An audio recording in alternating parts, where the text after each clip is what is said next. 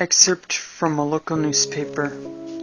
2 adults and 1 child missing. 3 schools disappeared with an estimated 600 students between all of them. After a week of searching the house of the 1 cat hybrid family on the block, the former locations of 3 local schools between Covina and West Covina, the only clue police found was a tape recorder with what is believed to be a confession by whoever was responsible for this atrocity.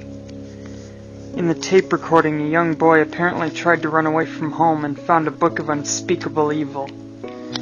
Police want to believe it was just a sick joke by some prankster, but the question is still raised.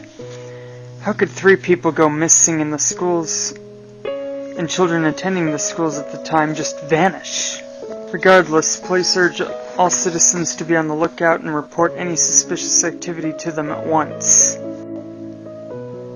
Adam was at the local cemetery plotting his next move.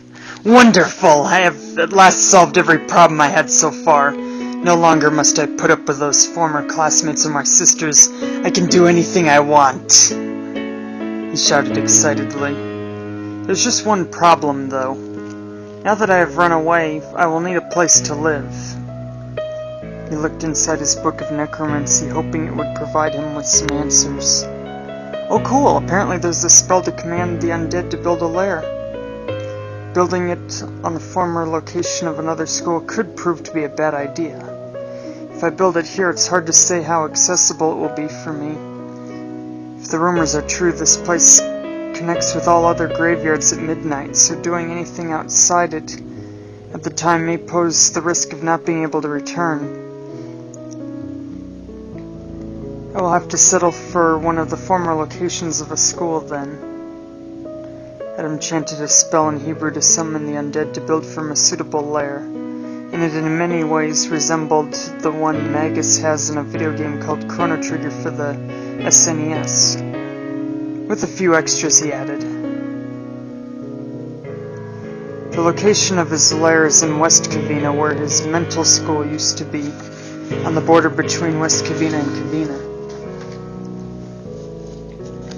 Adam was pleased with the work his undead had done and decided to celebrate by going out on the town. Adam put a cloak on to hide his identity. Given how late it was and most places in Covina closed at 5 p.m., he decided to go to a local Denny's. This was one of the few 24-hour places in the area. He was seated at a table by himself that could seat as many as 4 people. He ordered mozzarella sticks and marinara sauce to dip it in. He thought to himself, what is a person to do when they've already accomplished what they set out to do?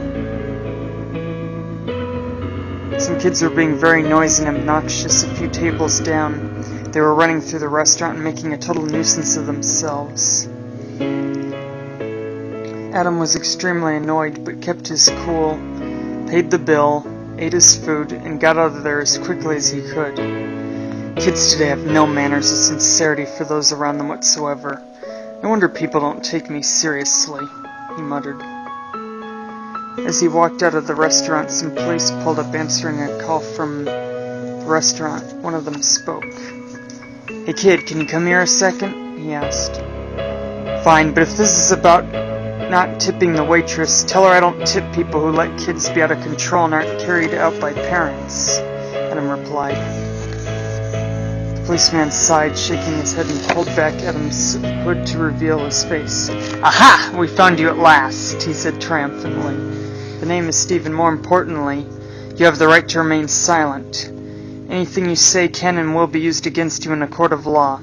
You have the right to speak with an attorney and to have an attorney present during any questioning. If you cannot afford a lawyer, one will be provided for you at government expense. Adam didn't say anything in response and went along with them to the Covina Police and Fire Station for questioning. Once there, he was put in a room with a plate of donuts and bagels.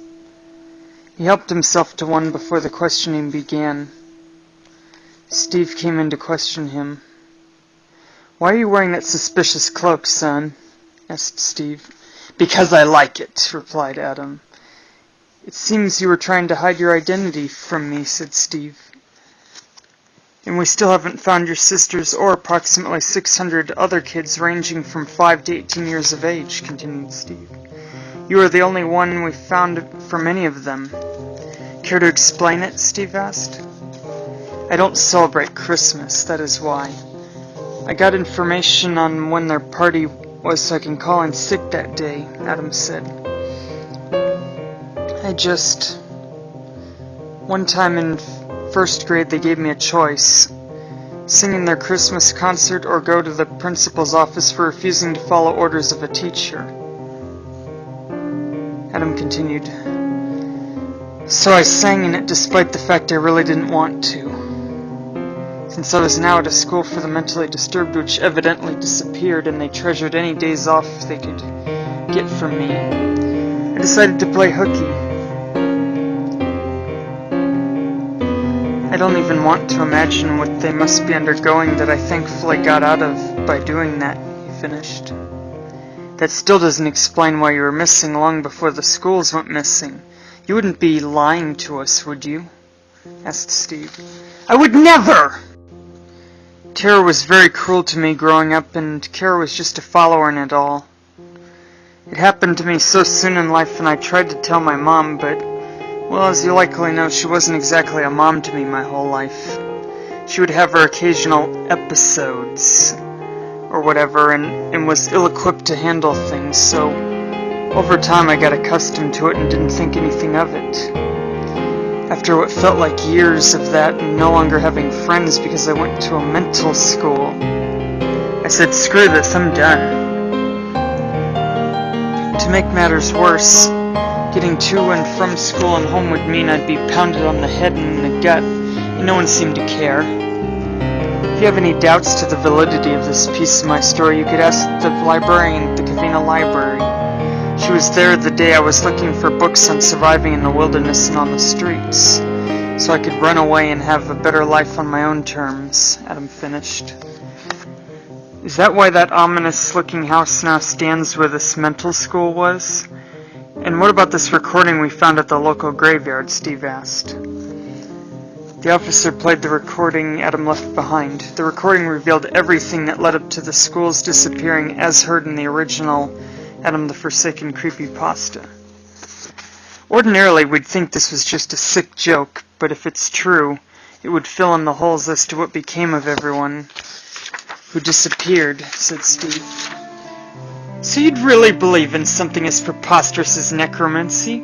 And just how would you ever prove that in court?" Adam answered defensively. "Well, with no other explanation as to what happened to the people in question, it only leaves supernatural causes and death of them.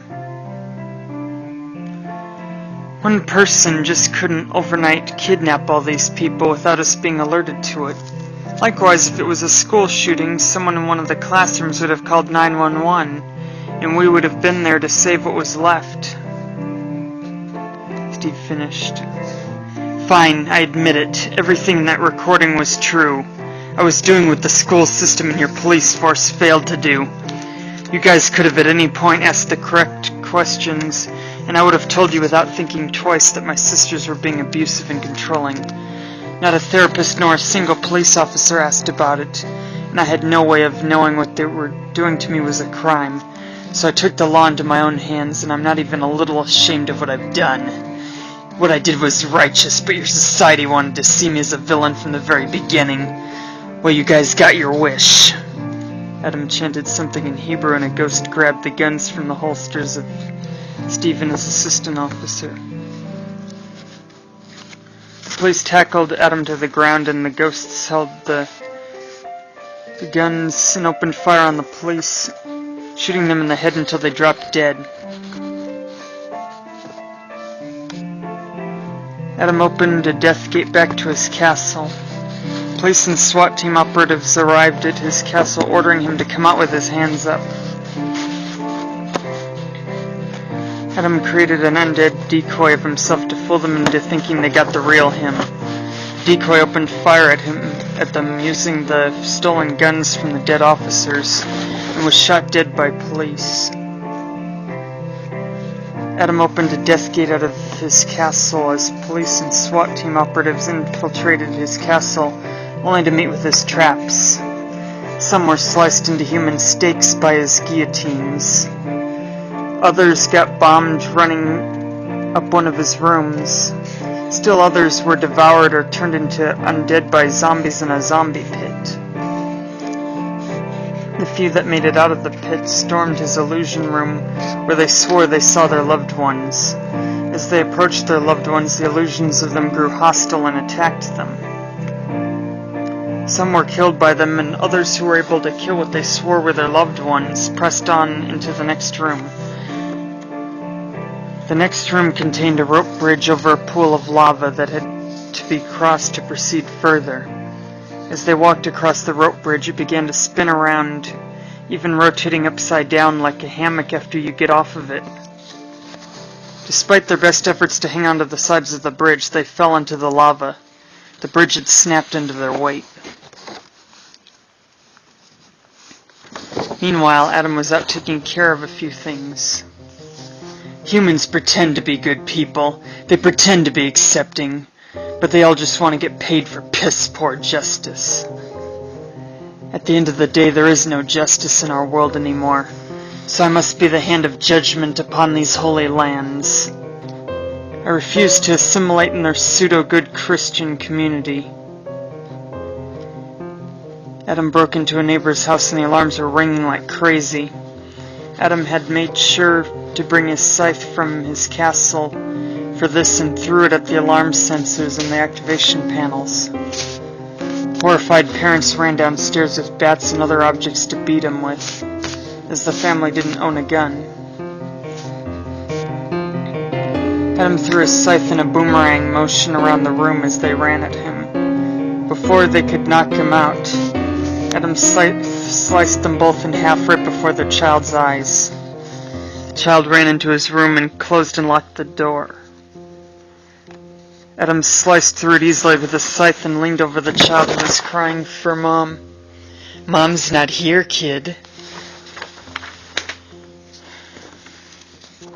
Adam pinned the child by his clothes to the wall, using specialized needles, and grabbed a knife he had also brought with him from his castle. He removed the kid's slipper socks. "Do you like nursery rhymes, kid?" The kid nodded, appearing to be about 4 years old. "Well, here's one you probably already know." He cut off the kid's big toe. "This little piggy went to market." The kid screamed for Mom again. "Mom's not here. I killed her." He cut off his second largest toe. "This little piggy stayed home." Once more the kid screamed in agony. He cut off his third largest toe. "This little piggy had roast beef." He cut off the second smallest toe. "This little piggy had none." He cut off the smallest toe. "And this little piggy cried, 'Wee, wee, wee,' all the way home," he said. After screaming at the top of his lungs throughout the removal of the last two toes, the kid passed out from the pain. "Aww, so peaceful sleeping like that." "Well, my friend, only one last thing to ensure you never tell a soul." He opened the kid's mouth and cut his tongue out, blood going everywhere. Ambulances and police vehicles could be heard outside. "We'll meet again soon, little one, in the hospital," Adam said. Adam opened the death gate out and waited at the nearest hospital where the kid was brought for urgent care. The kid and his parents arrived at the hospital where Adam was waiting for them. By the time they got there, the parents had already lost too much blood to be saved, and their hearts failed. Their bodies completely shut down. The kid was patched up to stop the bleeding, and the toes were put on ice in hopes of being reattached. Adam entered the hospital and ran into another patient's room. The patient in the room he entered was a girl that was going to die of cancer and just finished a treatment. Cancer is a real pain, isn't it? I would like to watch you suffer, but you're not the one I am after. And I will need a distraction to get to the one I want. He He pulled her IV out of her system, causing the medical staff to rush to her aid. As Adam ran into the operating room of the one he set out to kill,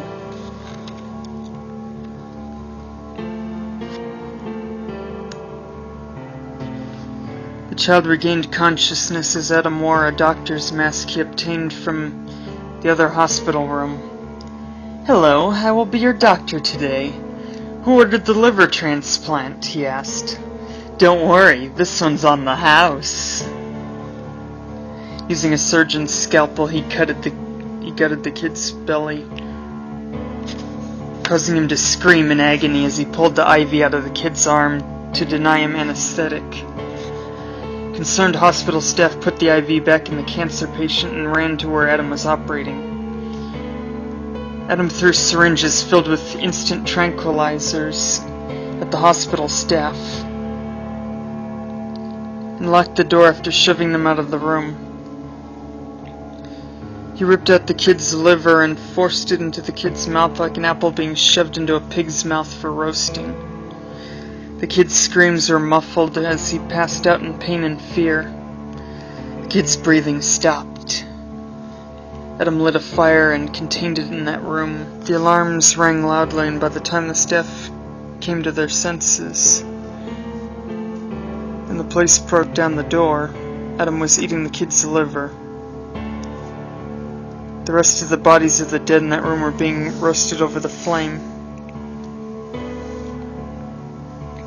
Adam offered a piece of the human to one of the cops. "Are you going to help me eat this?" he asked casually. As the police reached for their guns, Adam swiftly sliced their arms off so they couldn't even hold a gun with a scythe. Their actions were slower as they had never seen anything like this and were freaked out. "Oh goody, more souls to torture," he said, and then he threw the police into the fire to listen with great pleasure as they screamed in sheer agony as they were cooked alive. After eating an entire child, he was full and gave the rest of the bodies to his undead. The hospital staff tried to run away, but the exits were blocked. "I grow tired of these games. Torturing souls is such exhausting work," Adam said. Adam set the entire hospital on fire and took a death gate out as the building burned and collapsed on everyone else inside. His death gate disappeared behind him. Adam returned to his castle to rest. His traps would surely protect him while he slept, he thought. Weeks passed of investigations. After investigations turned up nothing conclusive, the hospital was rebuilt. Little did anyone know Adam was not their only problem. People tried their hardest to move on and resume life there. Rumors spread of people being taken to another realm where they could not escape the restless souls. Some people came in at night on a dare and were never seen again. As people continued to disappear without a trace, the hospital was shut down, and any remaining patients were taken to another facility. Weeks passed and a couple people managed to come back alive, shaken by all they had seen. Adam was watching the news to learn that apparently those he had killed were not put to rest, and were doing a lot of his work for him. The victims described scenes of friends dying just like the ghosts that appeared. That is, if they had an eye cut out and other organs, the victims of the ghosts would have the same happen to them. The survivors only got out thanks to the ghosts of the police and other rescue workers that died with the other ghosts they saw. The two survivors claimed that in their group of 10 they were the only two survivors. The news reporter finished by saying, "The victims will receive psychiatric help at a local mental hospital." Adam smiled evilly. "Perfect," he said. "I'd nearly forgotten of the time I willingly stayed there to avoid my sisters when I was maybe 8 or 9 years old. I remember it like it was yesterday. Everything went pretty well until the last day when my checkerboard was shoved off the table there. All I did was call the girl who did it a slob and ordered her to pick it up, and she sent a at least 11 other teenagers and herself to beat me up until I collapsed on the floor. The wind knocked out of me. I wonder if she's still there. I hope so, because I'm hungry for revenge. He went to the mental hospital, and sure enough, the same teenagers who beat him up were still there. The staff tried to stop him. Adam! We increased their sentence for what they did to you, they said. Not good enough! Adam yelled angrily. He summoned an army of undead. Some undead turned the staff into zombies. Others began ripping the flesh from the inmates as they screamed apologies to Adam. Adam found their leader from that day. She looked to be about 16 and was fat and blonde-haired. Hi, little man, she said, shivering in fear. You thought I would never return, did you? This little man couldn't give you the beating you deserved for what you did that day, but this one can take your pain away. Life must have been cruel to you, and I'm here to liberate you from it once and for all. He drew his claws and punctured her stomach, ripping her intestines out to show them to her. I'm sorry, please don't kill me, she cried in pain and fear. He licked her intestines and poured salt in her open wounds, her screams getting louder and louder. Yes! Scream for me! Your pain, your agony, your fear, it sustains me. He pinned her flat on the ground as he began cutting out her eyes with his scalpel, which he still had from the hospital, as she shrieked in pain. After he finished cutting her eyes out, she passed out from the blood loss and was breathing her last breaths. He cut them into little slices and squeezed their juices into a cup of lemonade laid out as the inmates were about to have a snack when he barged in. He then decorated the sides of the cup with their eyeballs and began drinking it, satisfied with his work. By this point, the other inmates had become fodder for his zombies. He didn't bother to clean up the mess and left a voice recording in his wake. The two who survived the other hospital tragedy were brought in. Adam was gone and they fainted at the grisly sight. Adam left a tape recording behind. The following is the exact message he left behind. Mortals, by now you have likely seen a lot of crazy stuff. By now you already know who is behind a lot of this madness. What you don't, however, know is you cannot stop me. Even if you should kill me, the ones I have killed will continue my work in my stead. You guys have your hands full this time. If you are the two that survived the ghosts in the hospital, I know who you are, and where you live. I will take my time finding you, and take great pleasure in finishing you off. That is, if the ghosts of this mental hospital don't get you first. The time of the living is slowly coming to an end. You strive in vain as each passing day your species dies of disease, famine, war, homicide, suicide, arson, and other horrible ways. Your kind disgusts me, and I've come to do God's work. The time for another cleansing of evil hath come, and I will be the angel of death. You may think that your fellow man is predominantly good, and your police stand up for what is right, but you're all dead wrong. In this world, many others cry out in pain and are ignored as I was. I will put everyone who comes before me out of their misery slowly and painfully, and I shall feast upon their entrails with the zombies I command. Bow before me and my legion, and perhaps I may let you live long enough to watch my empire rise. Do not even bother coming to my castle. My traps will make quick work of you and deny me the pleasure I crave in gutting you personally. Yours truly, Adam the Forsaken.